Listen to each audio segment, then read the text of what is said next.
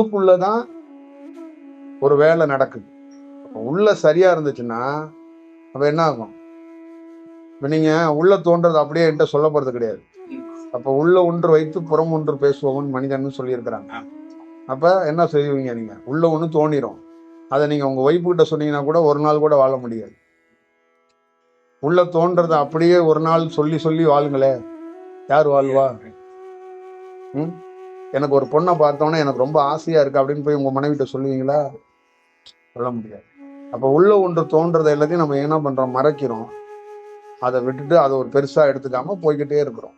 இப்போ தியானமோ எங்ககிட்டே என்ன ஏதாவது ஒண்ணு இருக்குன்னா ஒன்றும் கிடையாது. சக்தி யுக்திங்கெல்லாம் தாண்டி உள்ள அமைதிப்படுத்தி உள்ள வேலை செய்யறவங்களை நிதானப்படுத்தி அந்த வேலையை கொஞ்சம் தெளிவுபடுத்த வைக்கிறதுக்கு வாய்ப்பை உருவாக்கும் போது அது இப்ப பார்க்குற விஷயங்கள்ல வேறுபடுது.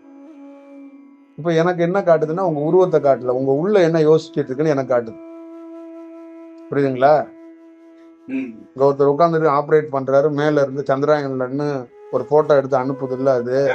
அந்த மாதிரி எங்களுக்கு என்ன ஆகி போச்சுன்னா உள்ளே சரி பண்ணதுனால இந்த ஆர்பிட் என்ன பண்ணுதுன்னா உங்க உருவத்தையே வெள்ளை சட்டையெல்லாம் பார்க்கல, இந்த ஹார்ட், இந்த மூளை, இந்த கண்கள்லாம் என்ன வேலை உள்ள பாக்குதுங்கிறத நாங்க அறிகிறோம். அப்ப இதுதான் விஷயம். சரி, ஓ இந்த இந்த இந்த செயல்ல இருக்கிறாரு இவரு, என்ன என்ன பண்ணலாம் அப்படிங்கிறதுதான் அதோட பொருள்.